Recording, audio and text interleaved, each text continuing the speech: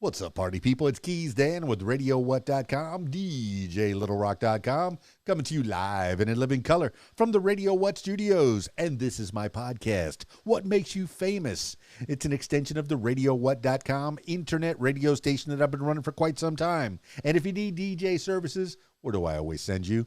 DJLittleRock.com. One more time, DJLittleRock.com. Check availability and get a free price quote, and maybe you can have me at your next event. You know I like to party with the people. The people need to be entertained. Are you not entertained? Let me entertain you. Speaking of entertainment, today on the program, Adam, Bipolarman Fallon of Special Agent Sunshine. Oh, you've heard of them, Special Agent Sunshine, the band. They got a few songs out. Yeah, you're going to find out about the people behind the band Special Agent Sunshine in the next few minutes. So stick around. Canada, and beyond. This week's show's on Friday night, my usual Friday night video dance party karaoke jam. Yes, I said karaoke. You're the stars of the show. It's a little concert starring each and every one of you over at the Rab in Conway, Arkansas, Friday night from 8 p.m. until 12:30 in the a.m. They got a full bar. The kitchen's open. Thinking about that kitchen. Good food. Good food. They chicken wings and pizzas and burgers and gyros. I don't even know. Oh, there's so much new stuff on that menu. It's delicious. They got pool tables, 10 diamond style professional pool tables, and a pool tournament on Friday nights. So if you want to try your hand at playing pool and possibly make some money while you're doing it, while you're waiting to sing on stage right next to yours truly, head on over to the Rab. Friday night, 8 p.m. until 12:30 in the a.m. It's a good time. And then on Saturday, oh, we got the Heroes and Angels Comic-Con in Benton, Florida. I'm thinking about my home state. No, Benton, Arkansas on Saturday during the day. So it's a good cause. It's not only a Comic-Con, it's not only Heroes and Angels Comic-Con where they have a lot of vendors, the usual stuff you'd see at a Comic-Con, but it's for a good cause. It's for children with cancer, trying to help them fight and live with this disease. Put up a good fight for the children with the cancer over at Heroes and Angels. It's a good cause. And they don't just only do the Comic-Con the once a year. Throughout the year, they have a lot of events, little mini events where they go to some of the local hospitals or visit some of the kids that have cancer and just cheer them up. And, if they got some donations, they can pass them along to the family who's struggling as well. So Heroes and Angels Comic-Con, check that out Saturday in Benton. I'm sorry, I don't know exactly where it's at, but if you look up Heroes and Angels Comic-Con in Arkansas, you'll find the event page on Facebook. All right, party people, that's enough intro. Let's get into it with Adam, Bipolarman Fallon of Special Agent Sunshine. Now, I got him on Skype. If you're listening to the audio version, I encourage you to check out the video version on my YouTube page, youtube.com/user/KeysDan. Skyping Adam, Bipolarman Fallon, Special Agent Sunshine. Now. Look at you. Hey. That is Adam, the Bipolarman Fallon. That is me. Yes. Hello. Of the Special Agent Sunshine and other things, other projects. But I guess we're here to talk about Special Agent Sunshine. Big ups to Big Records for putting this together. Hi, yes. I'm Dan. Yes. Keys Dan. I love it. Hi, Dan. Good to know you, dude. Yeah, very happy to meet you. All right, the couple of songs that I've heard on your YouTube page are songs. They make me feel like hope, like hopeful. And you remember Wilson Phillips, hold on for one more day, break free from the chains. Yeah, I just want to get out and walk and just feel good. And I'm feeling the same thing when I listen to your Special Agent Sunshine songs that I found on YouTube. I guess the first one that I found was the Thousand Highways. No, that was the second one. Down the Line. Down the Line was kind of the sweeter, softer version of you. And then 1,000 Highways. Boom. Hold on for one more day. Gotta break free. I mean, is that the feeling? Is that the feeling that you're trying to convey when you put that song out? It's a really way game of explaining it. At least for 1,000 Highways. It's definitely very well. Down the Lane, I guess, is the same type of just kind of, grab your shit and go. You know what I mean? Like you just gotta start over sometimes. And as high as that mountain seems in front of you, the coastline and the sunset is so beautiful on the other side. If you just, you just do it. And then For me, that's very West Coast. Okay. I'm an East Coast guy myself. I'm from Miami, which is the biggest suburb of New York City, from what I understand. The biggest wine, the best wine in New York is, I want to go to Florida. But the West Coast, that's where I've spent some time there. I've done some parties over there. My brother's in Walla Walla, Washington, so he's living the West Coast life. That's that whole side. There is such a difference between, polar opposites, maybe. It's bipolarizing, possibly. Yeah. Okay, between East Coast and West Coast. East Coast, very hard, very, moving fast. Oh, everything's bigger, better, faster, more. Then you go out west, and it just slows down the further west you go until you get to California, and sometimes it picks up pace a little bit in L.A., but you're all the way up in Canada.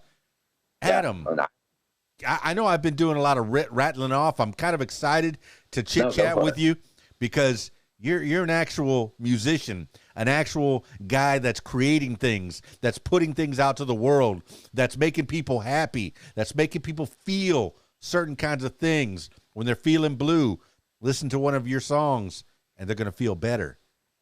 Man, I could listen to you talk about our music all day long. You're good. You're doing your job. Yeah, for sure. I'm on this podcast every day, but the people want to hear about you. This is a rare treat, is that we got Adam Bipolarman Fallon of the Special Agent Sunshine. And I do want to talk about Bipolarman because I was watching some of the videos, especially the last video. You put out a 5-minute video of you were away and you're back. Is there reasons? I mean, is it something that affects your singing or your touring or your making music? Tell me about you. That was such a great question. I love the word. It's their intent. If you're talking about me with just mental health and bipolar, it affects everything. Like I have to mitigate the environments I'm involved in. I have to only work certain jobs because I can't be around certain people because they might trigger me, and that just will set shit off. And then I'll just quit one day, or you know what I mean? So I need to I'm in control of my environment. So I have to be accepting of how I react. Like if I put myself in an environment that I'm triggered, then I'm going to react negatively, responsibility for myself. So I eat a lot of crow with stuff like that. But I mean, it's just being smarter about seeing the road ahead of you kind of thing, which works for this aspect of trying to achieve this whole music thing. It's just prepared me for it, I guess, a lot better.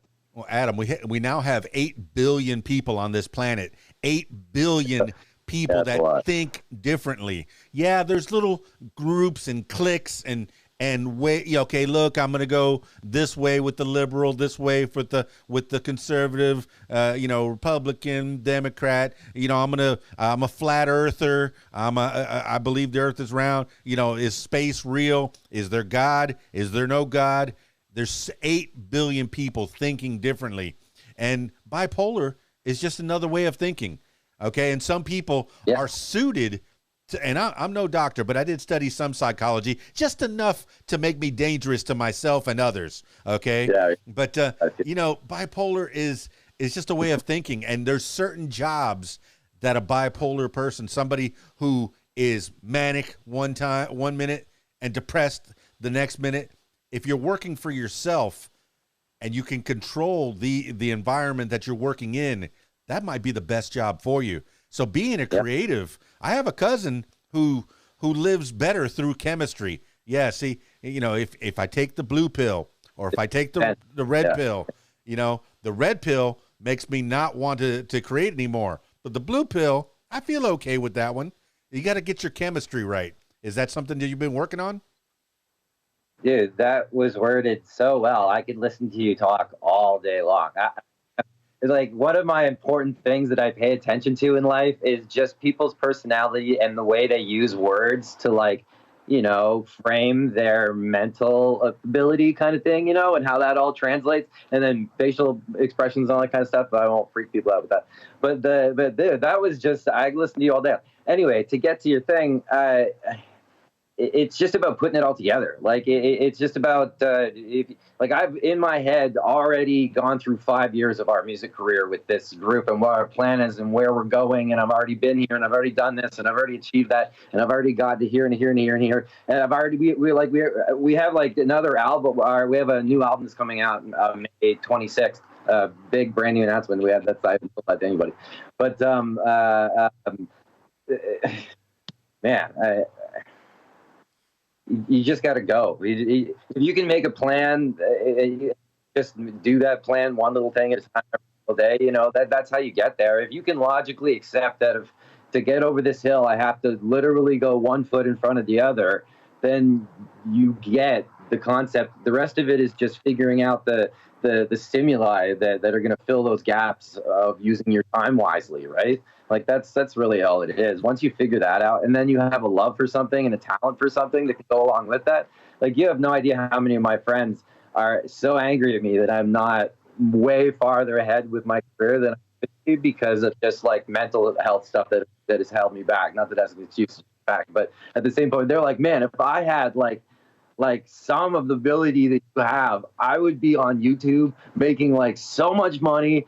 And I'm like, I know, dude, I just have no interest in doing any of that stuff. It's like, you know, but it's nice the way that the internet is nowadays, and how it used to be, where you used to have to slug and send faxes and send press kits and like mail them to people, and or get emails, ton of emails, and like the insane amount of work that you had to do to like book a tour was so much work. And if you're doing that all by yourself, don't even start it. Like now, I'm doing it by myself. I can find a button to push on some corporation or a company that I'll pay some amount of dollars to, and it just all happens. Or it's an online thing that I pay $40 a month for or something, and then it allows me to get all these things booked. Or like, it's endless how easy it is nowadays. You don't have to actually play shows outside of your house. Like, if you set up some lights and like some really good stuff and do like a live stream, if you get enough people showing up on that live stream, you can get like sponsors and people to pay you to put their ads on the bottom of the screen running through. And you don't even have to leave your house. Like, if the sound is good and you have decent, good sounding quality, and like you probably use like an electronic drum kit or something, like you can do all. Let me close this. You can do all of that for next to nothing nowadays. Like, why would I go out and spend like $2,000 on a show? It's just not feasible as much anymore. Like, it's still awesome, and I still plan on doing that a lot, but we don't have to. And the plus with what we're doing as a band is we're turning it into an animated band.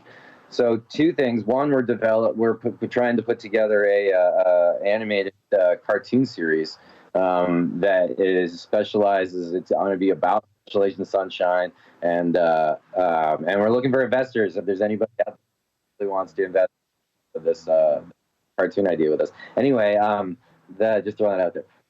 And so that and just the animated band, we don't even have to leave our house. Like, we can do an entire career of them in the videos and them on the merch and them everything. If we do live shows, we could wear like white painter's suit so you don't see us at all, and we just show video through us while we're playing the songs and stuff, and that'll still be awesome, just like the Gorillaz in a way. Only like having a show to go along with it, where we have like debut songs on the show, and we bring in celebrities to be on the show because we're playing a festival during the show that weekend, and then like link or not, and there's bands that are on the festival, so they'll be on the show. And why wouldn't they want to be a cartoon character themselves on the show? You know what I mean? Like, you ask anybody USA in 1996 if they wanted to be on an episode of The Simpsons, and they would give their arm to like be on The Simpsons. You know what I mean? Like, if we can create a show that's even half as good as The Simpsons, then of course people will want to be on it. Anyway. Well, I'm glad you mentioned the gorillas, because they were, a cartoon. I don't even know what the gorillas look like in real life. I don't know what, there's musicians, there's DJs, there's producers that'll put a helmet on. Yeah. I don't know what Marshmallow looks like. I don't know what, what the... It doesn't matter to the listener, right? Because you want the prestige. You like the what the fucking word am I thinking of? Provence. Anyway, it's the air of mystery. Is that you're going to be alluding to? Yes, people can catch your videos every once in a while. Even Sia, I more than this, I don't know what Sia looks like, but Kiss, who I'm a big fan of, way back when they did it. They put the makeup on, and when they there was a record, maybe 10 years into their career, they decided, well, let's take the makeup off and we'll make a record called Unmasked. And by that time, MTV was going strong and the music videos were out there. Well, here's Kiss out there with no makeup, and people were going, put the makeup back on. Put the makeup back on. Not that you're ugly, not that you're terribly ugly, but the showmanship, that part of it. I mean, with technology that's coming out, actors aren't even going to have to show up at movie sets anymore. That with the deep fake and with the way that you can make people's voices, I can imitate Alec Baldwin's voice and have a deep fake for his face and put him in a movie, and he didn't even have to be there. You don't have to actually behave like likeliness. And because they're a celebrity, you're using it in a, what would that be, a paradoctural as a parody? You don't. I don't think it's painful. Just throwing it. I think there's fair use. I think fair use is the key. The term. I can't use your whole song without your permission. But if I play a little snippet of it, hey, this is that song by Special Agent Sunshine. Beep beep. And maybe like 3 or 4 notes. And that's okay. That's fair use, because I'm using it, to promote myself, but also to promote you. And I'm not using the whole song. But fair use. That's another thing that you have to navigate. And I'm glad you're not all by yourself. I want to get into Special Agent Sunshine. I know it's at least a 2-man team, but I know that there's more cartoons in there. I read a little bit about your origin story in November 2021, that you met up with another guy. But tell people about your origin story. I know they can read your bio, but tell me about M Rock. Yeah, M Rock. Yeah, he's fantastic. We in the real life version of us as songwriters, it's a 2-man songwriting team, and then we have our other friend Steve, who plays guitar, who's getting involved as well. Who's pretty dope. There's me and M Rock, and we write and produce everything. I do most of the lyrics. He does more of the music. And so we met off Craigslist, of all places, in 2021. He was looking for, I was a songwriter, producer, looking for a lyricist, vocalist. And I'm like, well, this sounds perfect. And we met and just started writing things immediately. He had was exactly what I wanted to write over, and I was trying to do, he was trying to do. And so we just started just really, really recording and gelling and all that kind of stuff. And M Rock has been in the industry for a while. He recorded with Dre. He's worked with a whole bunch of people. He worked at Sound City Studios in LA for a long time. He's all the way good. Really great songwriter too. It comes up with just some of the best melodies. We started doing that, and then almost a year after we met, we decided to sign with this place, Big Records, out of Vancouver, and they've been good to us. And so now our second single, Edge of Everything, comes out April 14th worldwide, and then the debut album comes out May 26th, and that's volume 1, because we have like another album that's already we're working on. So that'll be volume 2, and that'll come out maybe in the fall. So that's. But anyway, yeah. So we've been just. Well, once again, I'm grateful to Cindy H. Nene, and that's the first time I pronounced her name properly. I've been calling her Nene over the last few podcasts, and she said, no, I'm not the whip and the Nene, I'm the Nene. So I'm grateful to her and the people at Big Records for putting us together once again. And it's nice to have a team. It's nice to have people to put together. You know, it's I figure, and just talking to you for the last, 15 minutes or so, I'm seeing how your mind is working miles ahead of anybody else. Somebody has to keep up. Well, maybe they don't have to race you, but they have to try to keep up. I remember, what was the Nicolas Cage movie called Next? And that I don't know if you've seen that movie, but he was... Nicolas Cage movie. Love that guy. He was thinking so far ahead, and I don't want to spoil the ending for that, I guess now 10-year-old movie, but he was so far ahead thinking about things that were going to happen that nobody could keep up with him. You have no idea. Like the things I had stopped thinking about like 20 years ago, like things people care about. It's just like I skirt above society, like in the Matrix kind of thing, only it's like my own Matrix I've created for myself, where I just don't care about anybody's problems. I don't care what they think of me. I just am, and I say, and I be. And you have no idea how much less stress that puts in your life. Like for me, I went 13 years of where I almost gave up music and then restarted again, where I had to like just refigure everything out, right? I have everything kind of worked and, be able to actually accomplish what I should be doing in my life, as opposed to working like manual labor jobs, and like be able to like, have control of all this.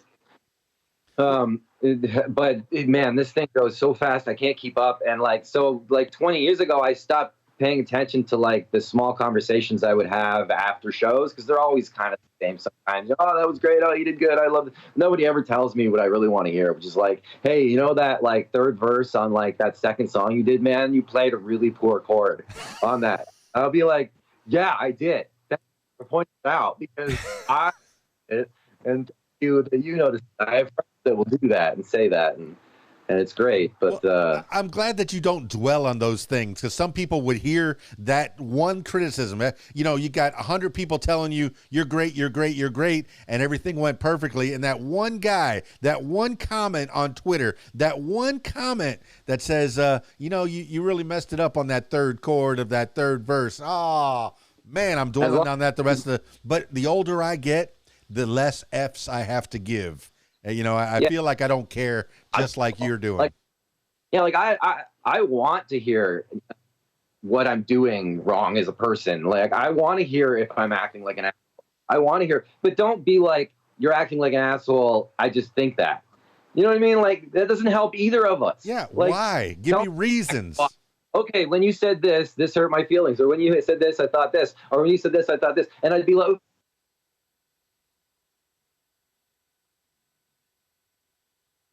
why is that so hard to acclish? Did I pause there? Just for a second. No big deal. Okay. Now I'm behind. Technology's great, man. Technology's great. But, it's... And it put a good-ass phone. Anyway, apologize. I would prefer to be on my laptop, black and white. The video, for some reason, I bought a refurbished laptop and got punished with like for some reason not having a colored like video. Like who doesn't have a color? Why would you even accidentally have one black and white?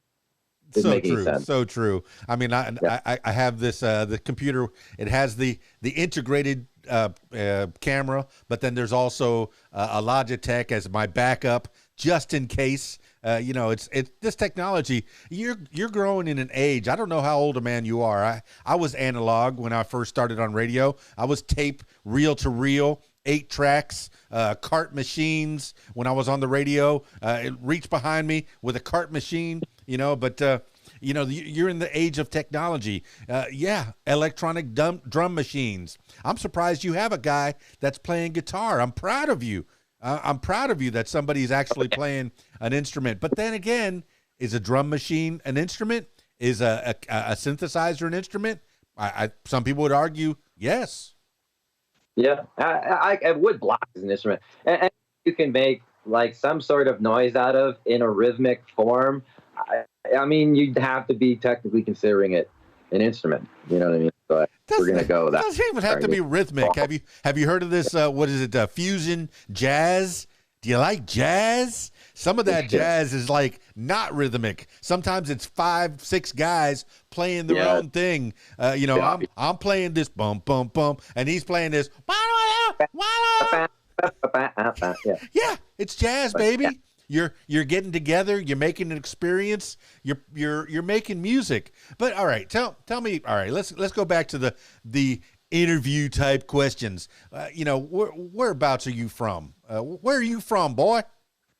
Funny you say it that way. I'm from Southern Ontario, but like I'm from the south of Canada. Like if Canada has a south, like that's where I'm from.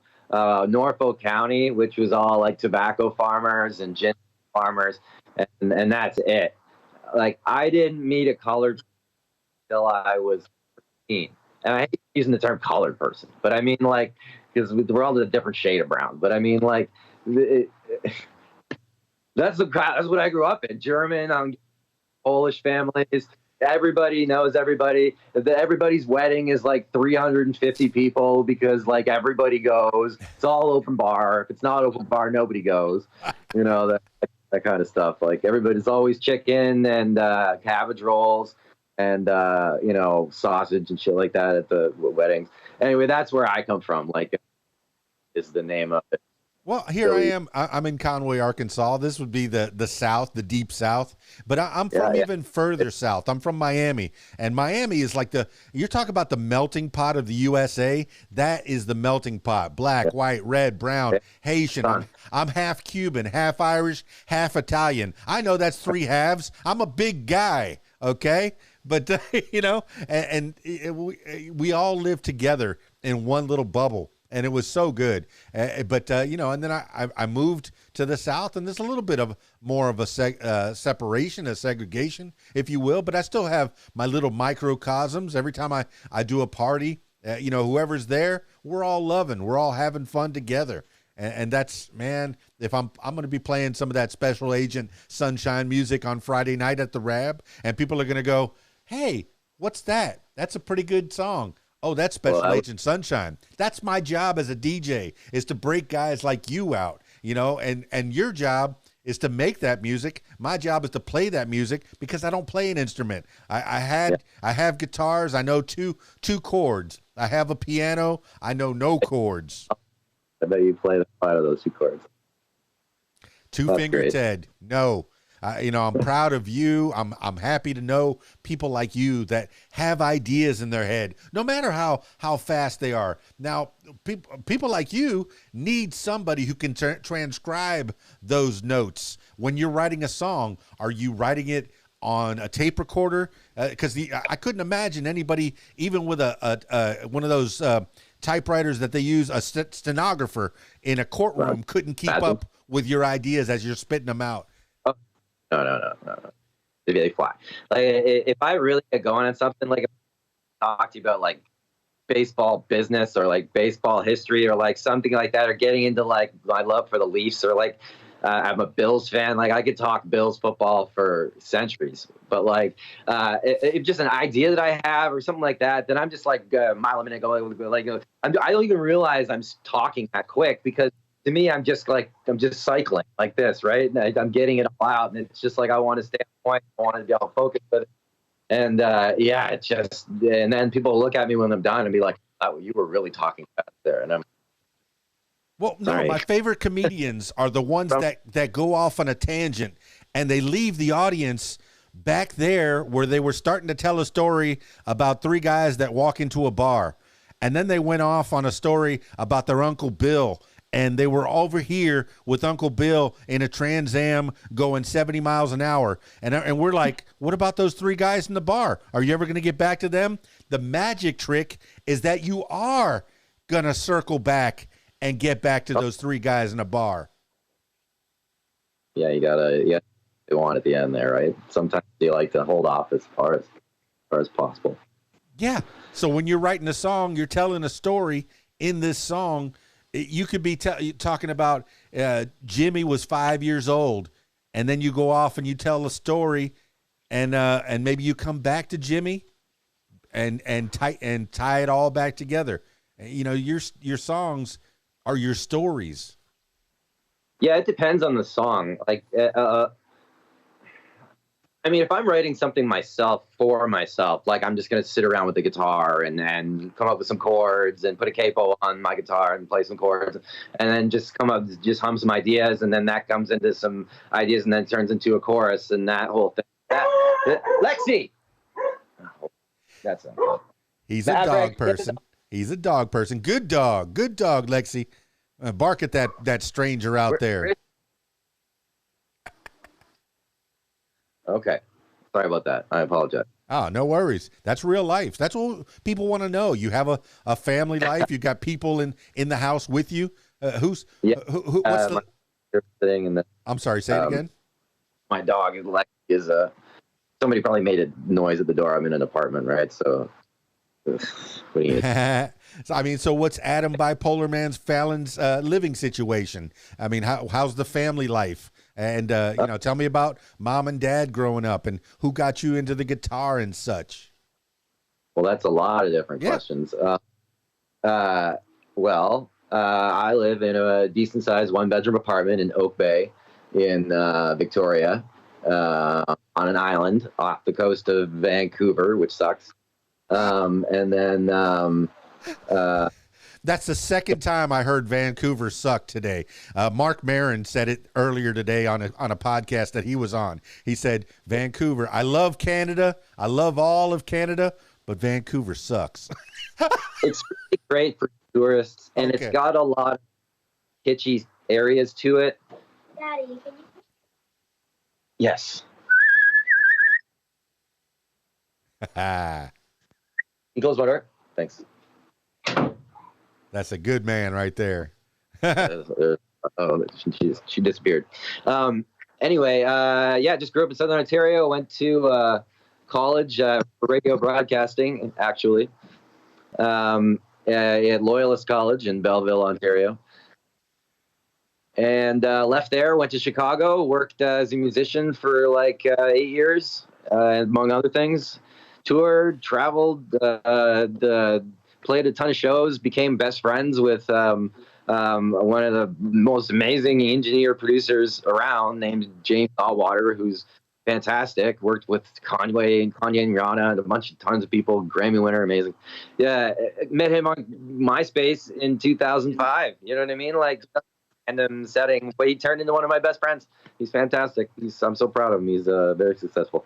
But he actually mixed and mastered 1,000 Highway. And Down the Lane. That's funny. That's the two songs that you had heard. We actually did Down the Lane 10 years ago. We recorded that song, or a couple more, and we recorded it with some of the best studio musicians in Chicago, and like around in some of the best studios in Chicago, and because they were just friends with James, and they helped. He helped me get a deal and stuff, which was sweet because he's fantastic. Good times. Yeah, Chicago was one of my favorite times. And I moved here, and I've been here for 10 years.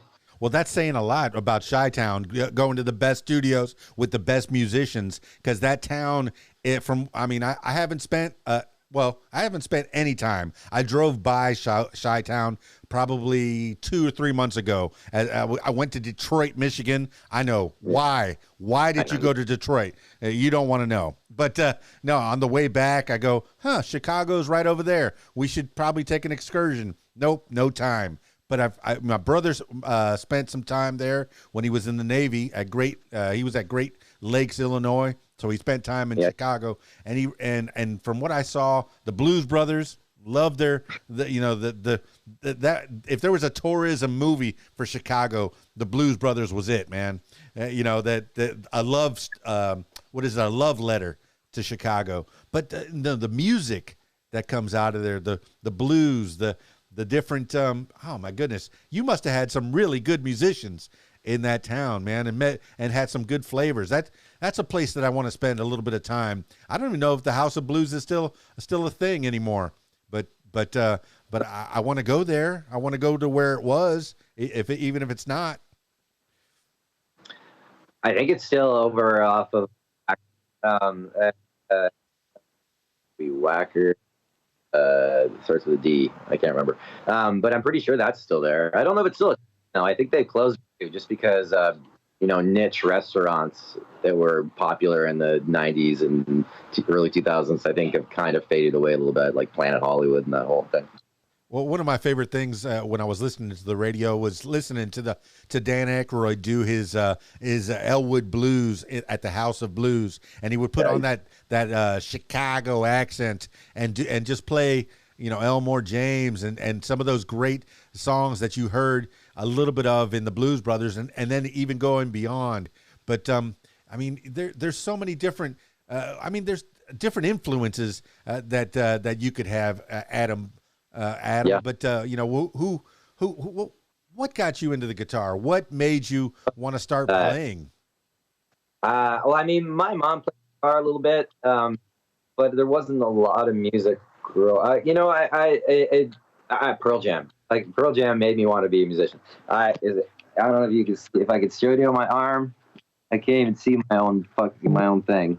There it is. It's a little bit. Anyway, I'm not very good at that, but. It's a tattoo of the Yield album cover with the Pearl Jam Stickman on the road. On my thing. Yeah, I love that band. I know that they're. Well, a lot of people think that they can't understand what Eddie Vedder's saying, but I understand him just fine, man. He's got some talent. There's some skills to pay the bills. He remade that song "Last Kiss," and that showed versatility. He's not a grunge band front man. He can do anything he sets his mind to. Just listen to "Last Kiss," the way that he put his Eddie Vedder style into that. I enjoyed it.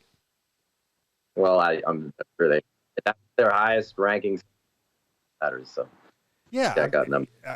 I mean, sure. The rest of it, at karaoke, there's always going to be a guy that plays that wants to sing Black or Jeremy or one of the songs that that became popular. I mean, whenever I do one of their Pearl Jam songs, of course, I'm tongue in cheek. I'm not a good singer, so Jeremy spoken.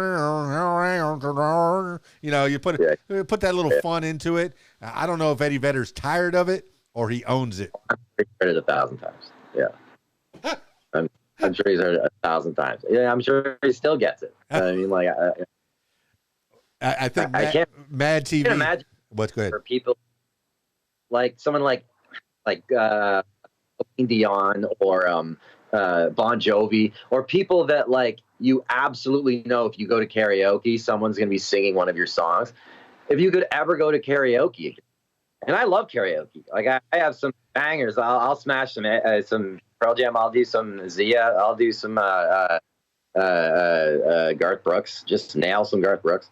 But I can't imagine never being. Wow, that's the whole thing. Like with bipolar and everything, if you get once this happens and you don't get to be private life anymore, which I hope that, because of the animated band is the thing up front. That's hope that, but I'll still do all. But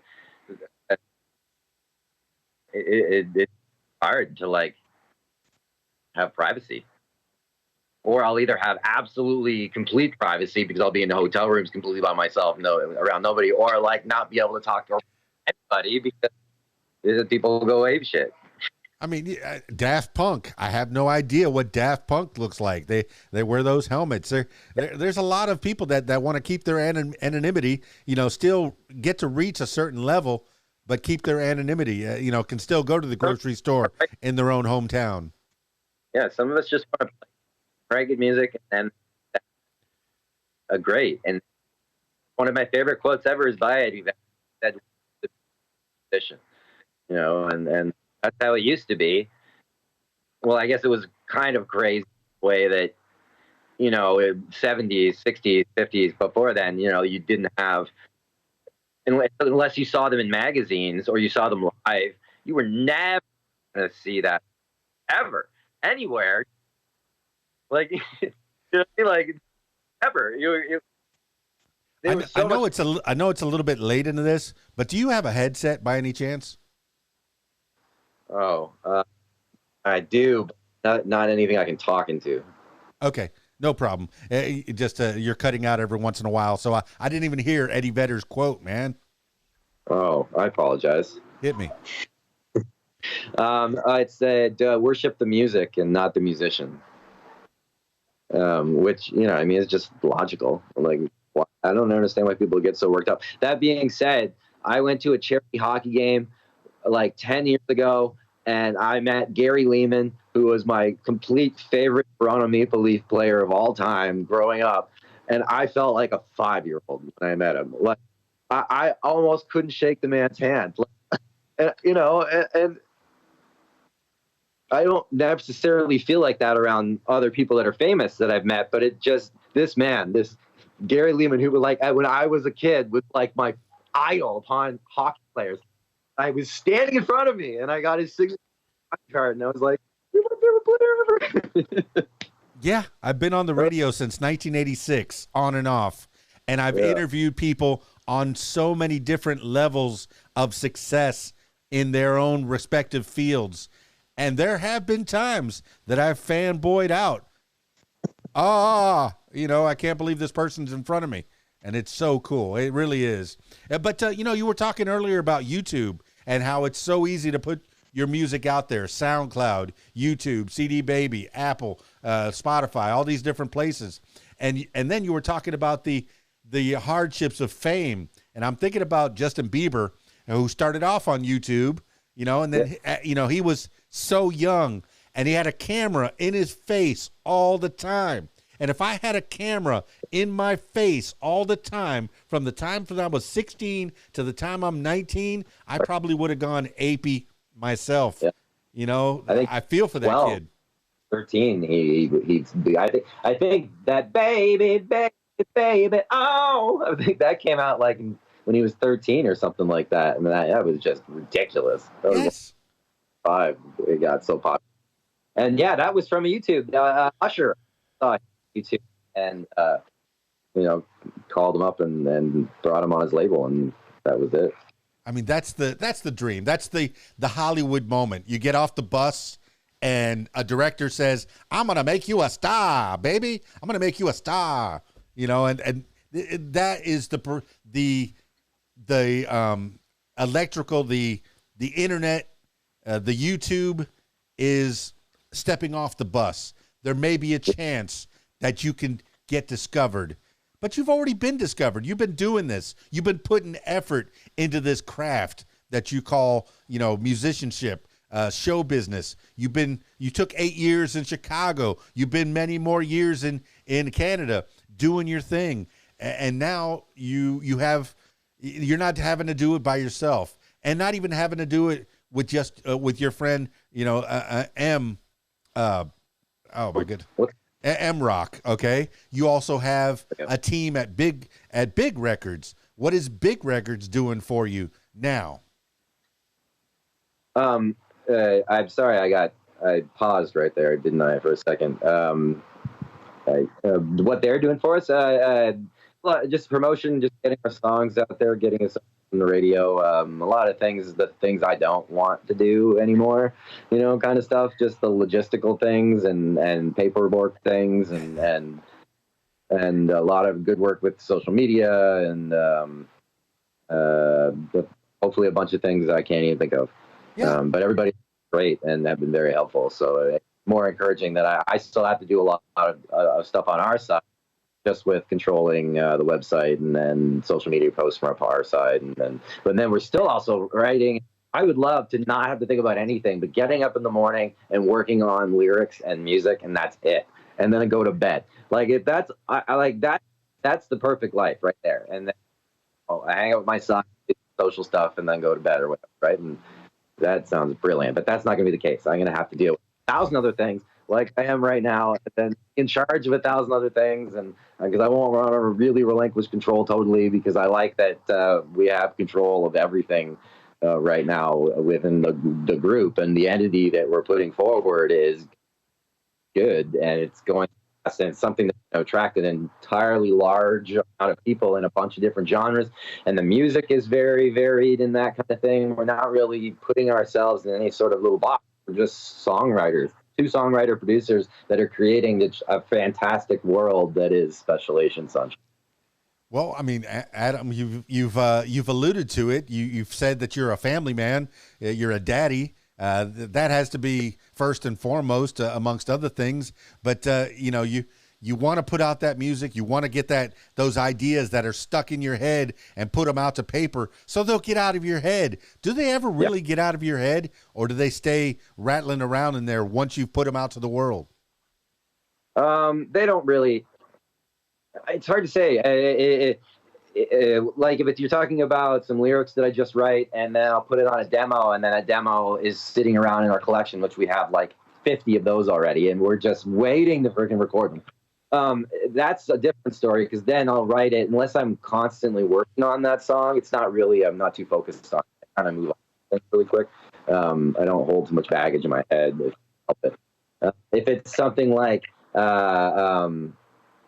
a song that we're currently producing, putting the music together, coming up with new ideas, and then over the course of a few days. So we're going back and forth, and I'm listening to it, and then we're going back and trying different things. Then I'm thinking about it in like a whole different way. I'm thinking about it in like a thicker. It's all encompassing in my mind.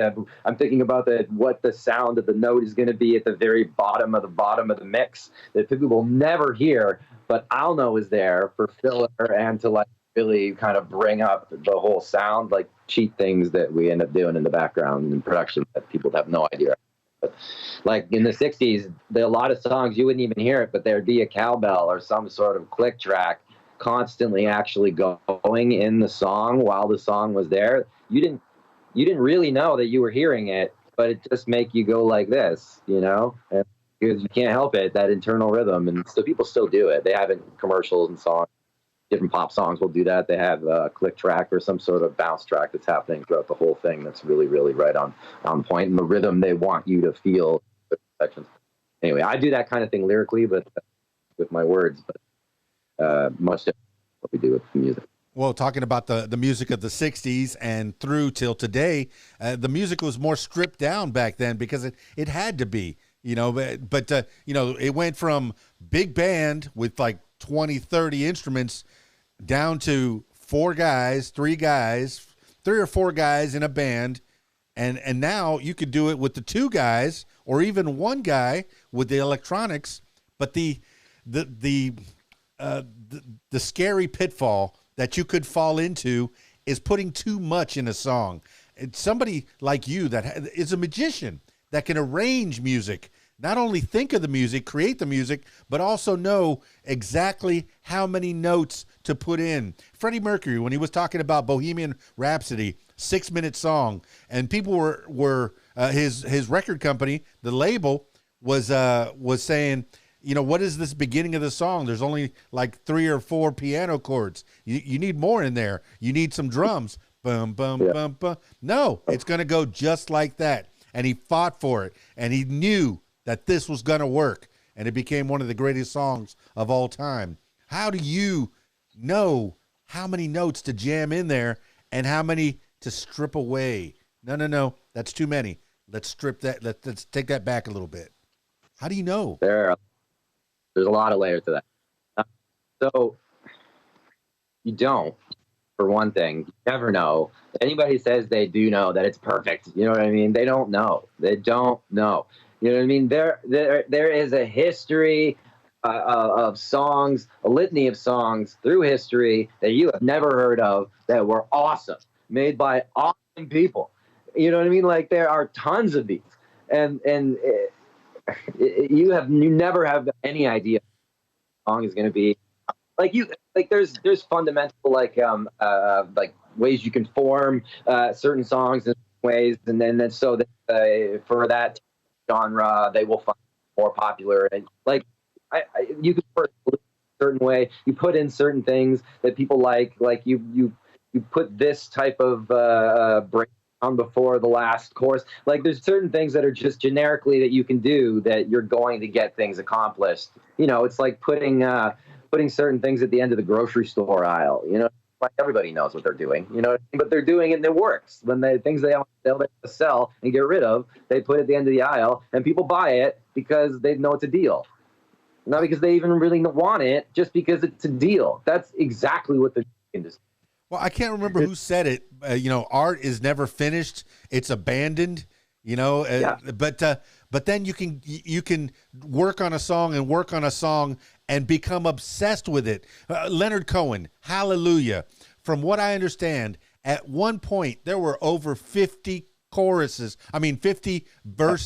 to that song, and he had to strip it down to 3 or 4 verses for Hallelujah. He just kept writing. Right. Yeah. Oh, this is great. But so sing that song. What's that? Such a good. It's so easy to sing that song. That rhythm, the way that it goes, it just breeds lyrics. Like most people of, I guess, my ilk that write lyrics for a living, I could sing over that consistently until I died. You know, and just look around the room and constantly sing about things that I see. Because it's just so easy to sing this way and say something that's something along the way or whatever. You know what I mean? Like it's another one is what's that song by the Beatles? Words are flowing out like a paper cup. The way that song, and then you sing away across the universe. Like just singing that little rhythm, I could sing that forever as well. You know what I mean? Like sometimes there's songs that are like that because I like walking a lot.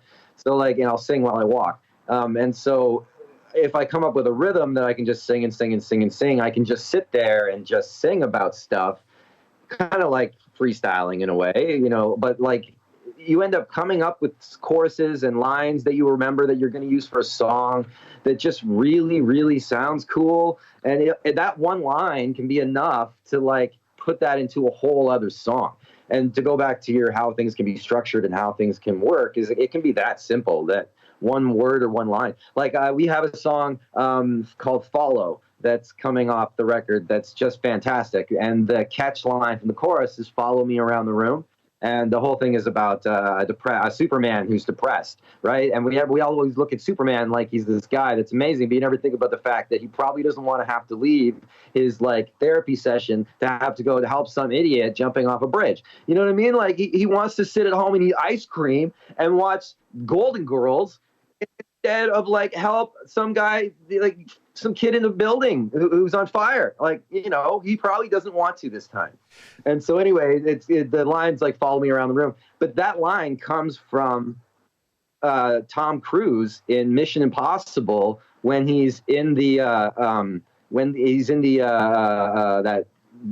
that thing with his boss, where after they think that he's the bad guy in that glass restaurant thing or whatever, and he puts he's like, follow me around the room. And then he talks about the guys that were there, the other team. And I loved that line, follow me around the room. And so I used that and turned it into an entire song, and that being one of the lines in the chorus. But that's just another way that you can just get an idea from something you wouldn't expect and turn it into something else that isn't even anything like what the original version was. See, that was a great scene when he starts to figure it all out, figures out how he's getting double crossed. That's fantastic. Yeah. But you're talking about a Superman that doesn't want to be Superman. That's Will Smith in Hancock. If you haven't seen that movie, that's a good one. Yeah. You know, and he didn't want to be the Superman. But when you were talking about writing a song and you could write about anything, I don't know why things just pop into my head. Pop culture. I'm thinking of Dana Carvey in that famous Saturday Night Live sketch where he's at the piano trying to write a fast song about something, and he goes, "Oh, my girlfriend's coming up, and she's going to the grocery store, and she's buying broccoli, and she's chopping broccoli." Yes. That's one of the best skits ever from that. Oh my gosh. And that is what you're talking about. You're actually writing a song like that. It can be done. You know, there was a skit about Tracy Chapman. I write a fast song because my boss needs a song real quick. I write a fast song, you know, so if it need be, and especially you with ideas stuck in your head, I'm glad that they don't stay there. Once you put the demo out, you can kind of leave it be until you get to an actual recording studio. Now, are you going to an actual recording studio, or you said you have stuff in your house? The stuff that in your house, can that make a finished product, or do you have to go to someplace professional with an engineer with a discerning ear? So basically our process is like this. If we're recording music, let's say Merrick or Emrock, he writes some stuff through MIDI and through his keyboard and such on his computer and in our studio setup we have at his place. So he'll write all that. Let's say he's writing something, and then he'll be like, hey, I got this. And then he'll send it to me, start working on lyrics, and I'll write lyrics and then go there, and we have good mics set up and everything, and I'll record mics and all that kind of stuff. I'll do a scratch vocal, and then we'll play live instruments for it, because everything but drums you can do in there at his place, because we just have a big bedroom that we have fixed into the thing, so using the drums and the thing just. But anyway, so we can, if whatever we can't play, we just contract out and just find studio musicians to help us out, and they play on it. And then Merrick is fantastic. He can mix and master everything himself, but we would rather know that we're sending it to another ear that is like a high quality ear, and have them finish it. You know what I mean? Because it just puts that kind of trust in somebody else that can put the polish. You know, is going to put the polish on what you're doing. And you know, it's not about being selfish. It's about getting the best product that you want done. I'm not in this industry. Neither one of us are here to make music to make money or to make be popular or anything like that. We don't care. We just want to write really, really, really good music and have people that we admire say that they admire us, you know, and be able to have the choices to just do whatever I want to be able to do with my life, musically or otherwise. Like, that's the dream right there. And at the same point, creating an animated cartoon, creating a fully animated band, having all different kinds of merch where you can buy all the different kinds of characters, which we have now. You can go buy at specialagentsunshine.co. And then coming up with 1,000 other ideas that we have. That I have an idea that's Napster before Napster, and it's going to change the industry. And I sound like such a fool saying this thing, but I can't wait till this happens, because it's such an easy idea that nobody is doing, because of the simple reason they want to make money. And I'm not here to make money. I'm here to create money that I use to then give to everybody underneath of me and around me, and have them create money. You know what I mean? That's what wealth is supposed to be used for. Wealth is supposed to be used to create a community of wealth, not just a really big bank account that you can look at when your porn isn't working or something. You know what I mean? Anyway, that's so everybody gets on board with Special Agent Sunshine, whether it's music or loving the animated idea or loving just wanting to share our stuff or tell people about it. I am the Mr. Beast of music. That's what this is going to become. I think he is one of the greatest people that's ever walked the face of the earth, and what he's doing with the internet, what he's doing.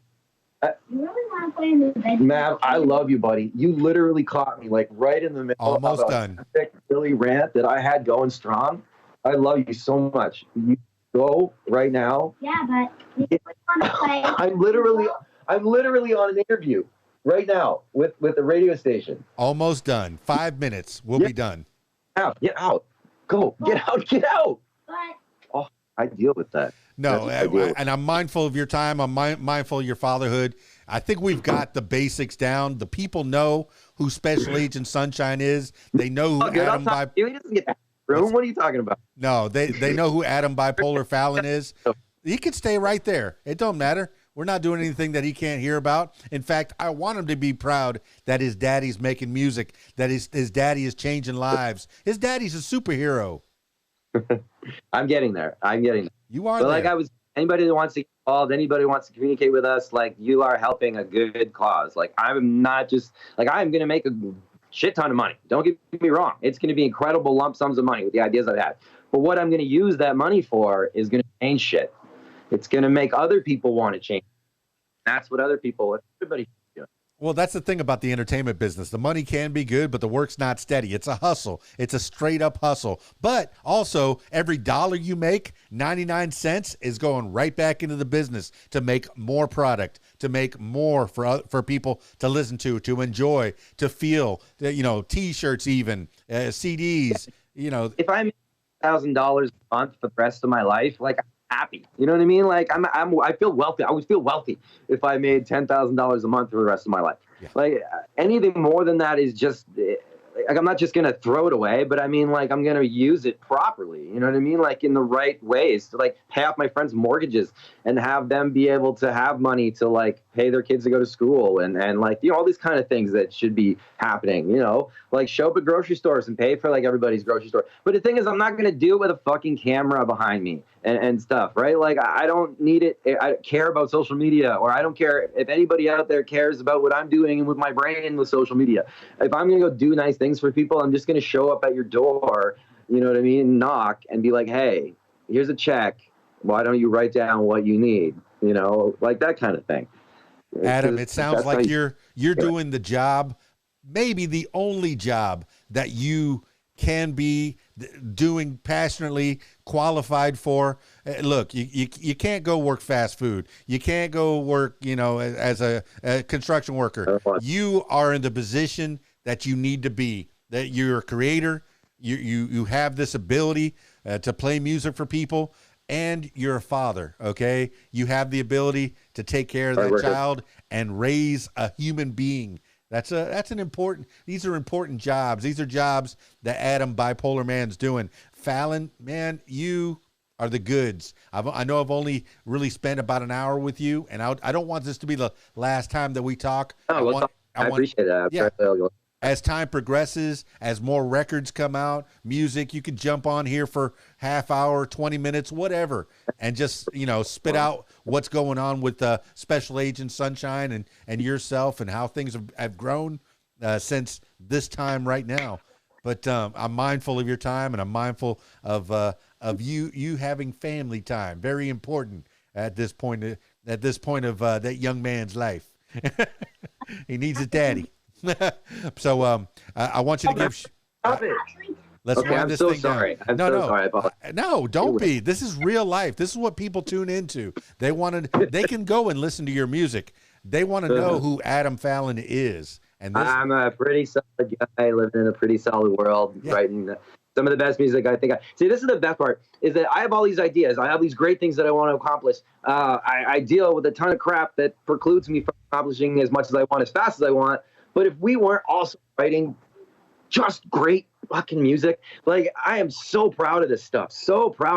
Like, that, you know, I think that's the hardest part, is actually just writing great music, because you can have whatever you want in the world, but if you don't have the substance to back it up, you're going to fade out eventually. And it's like, man, like we still work day jobs. Like, we're still clawing at it. We're definitely not wealthy over here. Like, we are looking for investors. If somebody wants to get in on the ground floor and jump in right now, I am telling you, like, you will get like a 100x on your investment. Like, please, like, jump in. Not trying to, like, give stuff away, but at the same point, it's like, we have some really, really fantastic ideas that we really, really want to accomplish, and we just need, like, a little financial help. That's pretty much it. So somebody jump in there, and I'm telling you, you will be upset that you didn't, because I tell you, the idea that I have for that to be worth billions, you're gonna, like, be jumping for joy, doing, like, little kick things, like, this only cost me this little amount of money.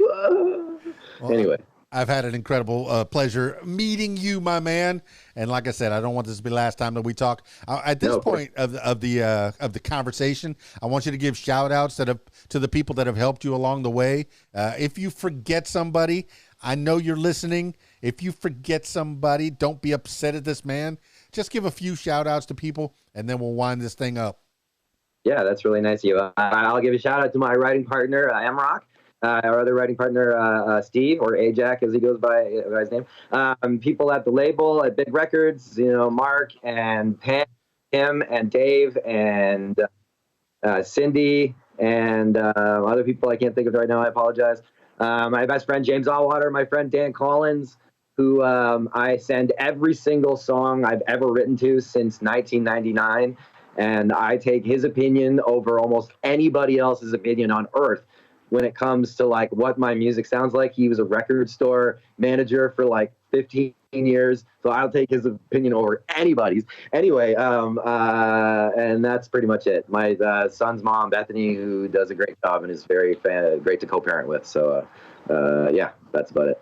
Working at a record store. Hey, do you know the song by that guy with the hair? It goes da da da da da da da da. Yeah, I know that song. Here's your record. Yeah, that's 100. A very, very interesting job. All right, I usually like to finish these things off with last words for the people. This could be words to live by, something you heard a long time ago, or just maybe a mantra you wake up with every morning, or whatever pops into your head at this moment in time. Adam, Bipolarman Fallon of Special Agent Sunshine, give the last words for the people. Be well, be loved, everything comes out April 14th, and the brand new album, the Special Agent Sunshine Volume 1, comes out May 26th. Just be kind to everybody. It's not hard to do. If I can do it, and I have mental don't deal well in my own head, then you can do it in your head that's healthy and has a better chance. How about that? Well, there you have it, party people. Adam Bipolarman Fallon of Special Agent Sunshine. Man, that guy's brain, it works a mile a minute. Adam, you got too much information going back and forth. You got to put that stuff down, put it into words, put it into music, and put it out to the people. Oh, you got no choice. You got no choice, or else it's going to stay rattling around up there. I can sense it. I can hear it. I can feel it from here, from all the way up in Canada. I could feel it through the interwebs that you got so much ideas, so many creative juices flowing, and not just music, but other ideas. Napster? What? Another Napster? They had some problems in the beginning. Then they, I think they ironed it out. I don't even know if Napster's still out there. I think it became a pay service or something. Might have gotten bought up by one of the other companies. But, man, you got ideas. And I see nothing but great things happening for you, Adam Bipolarman Fallon. You get that chemistry under control. Take the blue pill, take the red pill, take whichever pill you need to keep that chemistry in check. Or, just deal with it. I mean, some people just, white knuckle it and get through. And, but there's always people out there to help. 8 million people on this planet, and we're all thinking different things, at least slightly. And, some of us, most of us want the same things, food on the plate, roof over the head, little money in the pocket. But, we all have our own ideas and our own ways of thinking. So it's tough. It's tough to get us all together and make this world a better place. But you're doing your best.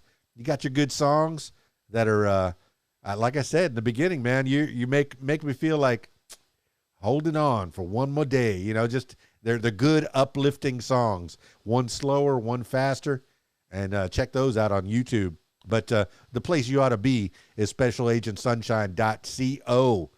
And there's the links to all the social media on the bottom. He's even on the TikTok. We didn't even get into that. TikTok. I just subscribed to his TikTok. So I'm looking forward to hearing more and finding out what he does with that platform. That's a weird place. Let me tell you, it's the Wild West right now. Almost. Twitter's really the wild West. You never know what you're going to get on Twitter. But navigating. I'm glad you got a team, Adam, to help you out, help you through this, help you through this social media. You just keep on making the music to make the people feel good. All right, party people, that's it for this edition of What Makes You Famous. Now, if you, yes, you, my loyal listener, if you'd like to tell your story, I encourage you to give me a call, 501-470-6386, or email keysdan@aol.com. That's it for me. It's keysdan, radiowhat.com, djlittlerock.com. Peace. I'm out of here.